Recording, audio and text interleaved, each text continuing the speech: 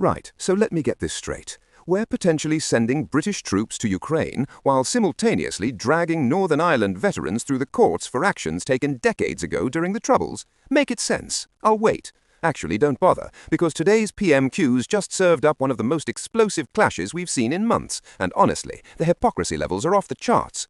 Welcome back to Brit article, where we dissect the chaos of Westminster so you don't have to. And if you're not already subscribed, hit that button and smash the notifications bell, because British politics is serving drama on a silver platter right now, and you don't want to miss a single course.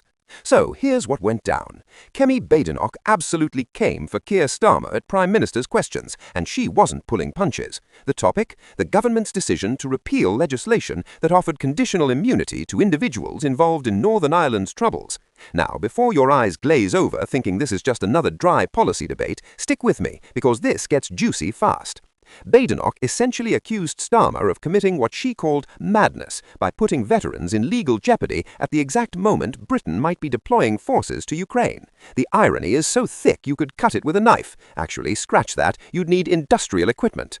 Here's the thing. 7 former SAS commanders recently issued a warning that Labour's approach to the Northern Ireland Troubles Bill could wreck our special forces. Not damage, not concern, wreck. That's not the kind of language these people use lightly. These are individuals who've spent their careers in some of the most dangerous situations imaginable, and they're raising red flags about morale, recruitment, and the fundamental trust between soldiers and the government they serve.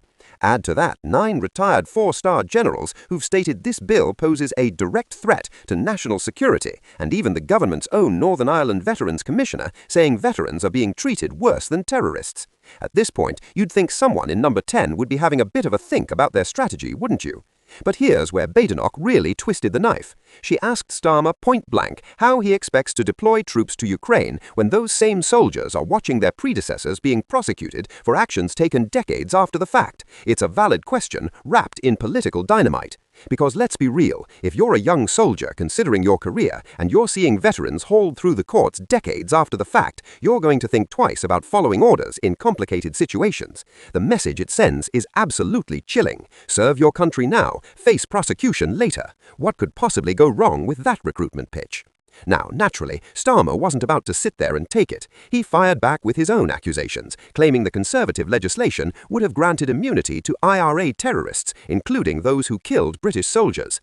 He argued their act was struck down by the courts, leaving veterans with no legal protection whatsoever. His position? Labour's introducing what he calls a fair and transparent process with a package of rights and protections for our veterans, and there's no equivalence between armed forces and terrorist groups. On paper, that sounds reasonable. In practice, though, well, that's where things get complicated. Because here's the bit that's absolutely infuriating both sides of this debate.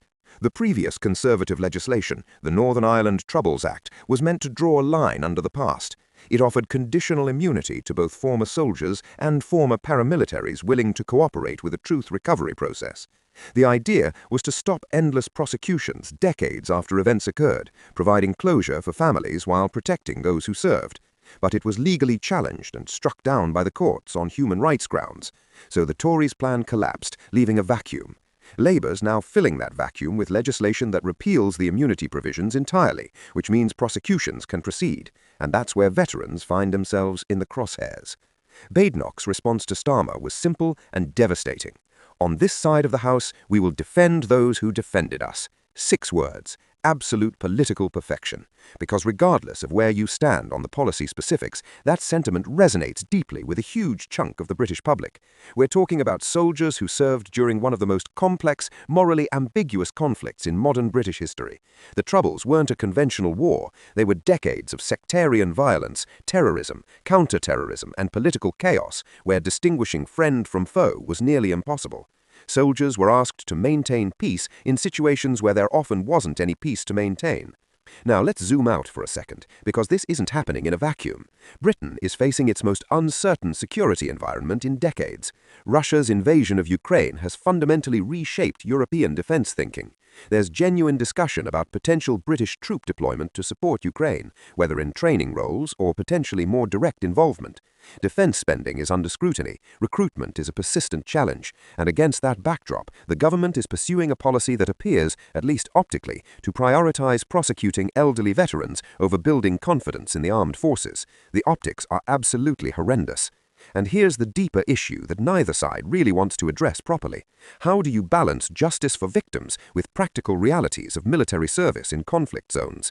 Because make no mistake, there are legitimate victims of the Troubles on all sides who deserve answers and accountability. Families who spent decades seeking truth about what happened to their loved ones. But there's also the reality that soldiers were operating under immense pressure in situations where split-second decisions had life or death consequences.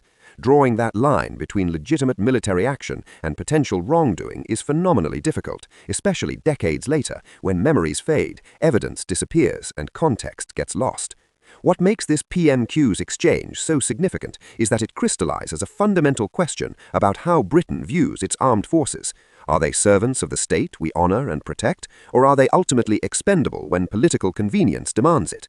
Badenoch is essentially accusing Starmer of the latter, and given the warnings from senior military figures, she's got ammunition to back it up. Starmer's defense that his approach provides protections while ensuring fairness sounds good in a parliamentary chamber, but rings hollow to those who see veterans facing prosecution while terrorist groups negotiate political settlements. The truth is, both parties have made an absolute mess of this issue. The Conservatives created legislation so legally flawed it got struck down. Labour's response risks alienating the military community at the worst possible time. And caught in the middle are veterans who did their duty, families seeking justice, and a country trying to figure out how to move forward from a painful past without sacrificing those who served. There's no easy answer here, but what's clear is that the current approach isn't working.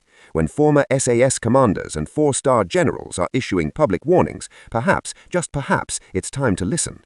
Thanks so much for watching. If this got you thinking, hit that like button, share it with someone who needs to see it, and subscribe if you haven't already. British politics is only getting messier from here, and we'll be covering every